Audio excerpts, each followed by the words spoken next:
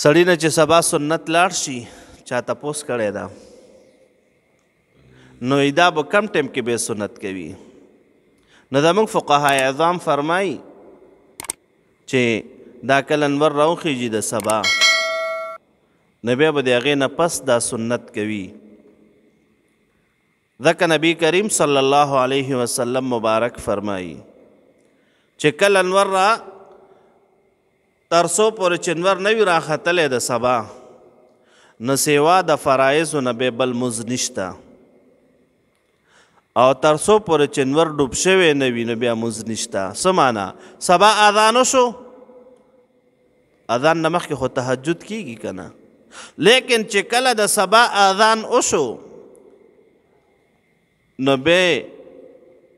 سنت چې د جمع نه د مخکې ونکل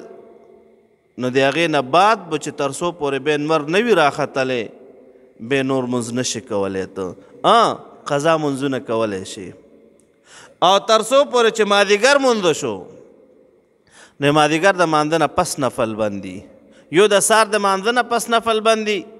او یو د مازدیګر د مانځه نه پس نفل بندي تر څو پورې چې انور ډوب شوی نه وي نو بیا به تر هغې پورې نفل نه کوي چې انور ډوب شو